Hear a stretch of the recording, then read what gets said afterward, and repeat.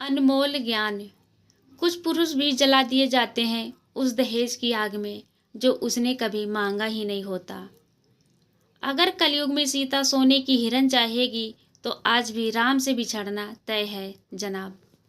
School से लेकर hospital तक सबको प्राइवेट पर भरोसा है, बस दामाद और कमाई सरकारी चाहिए। मृत्यु उसकी नहीं होती जो मर जाते हैं, मृत्यु उनकी होती है जो मरने वाले के पीछे जीवित रह जाते हैं। बेटी को हर महीने घर बुलाते हैं, बहू को 6 महीने में भी नहीं भेजते हैं, फिर कहते हैं सास को माँ समझकर तो देखो। दिन ऐसा व्यतीत करें कि रात्रि में सुकून से सो सकें और रात ऐसी बिताओ कि दिन में सर उठाकर जी सकें। तुम दिन में कम से कम 2-3 बार जो भी हो रहा है उसे ठहर कर नाटक की भांति देखो और तुम हंसोगे देखकर कि जीवन में सिर्फ नाटक ही चल रहा है। सुंदरता तभी सार्थक है जब चरित्र शुद्ध हो।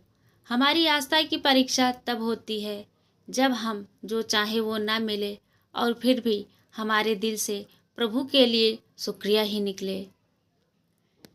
विश्वास किसी पर इतना करो कि वो तुम्हें छलते समय खुद को दोषी समझे, और प्रेम किसी से इतना करो कि उसके मन में सदैव तुम्हें खोने का डर बना रहे।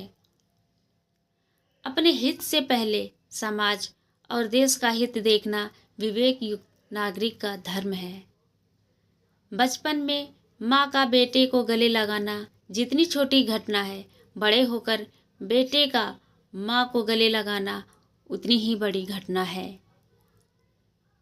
सत्य को सदैव 3 चरणों से गुजरना होता है: उपहास, विरोध और अंत में स्वीकृति।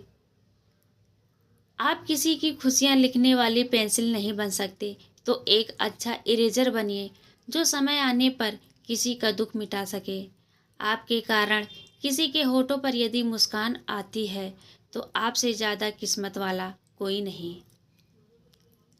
जो पचता नहीं वह खाना नहीं चाहिए, जो सत्य पर भी रूठे तो उसे मनाना नहीं।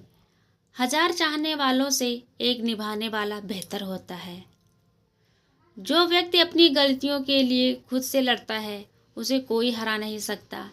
शिक्षा भी हारता नहीं है, बस जीतता या सीखता है। मर्द पढ़ा तो ब्याह लाया अनपढ़ को भी, औरत पढ़ी तो सैकड़ों पुरुषों को नापसंद किया।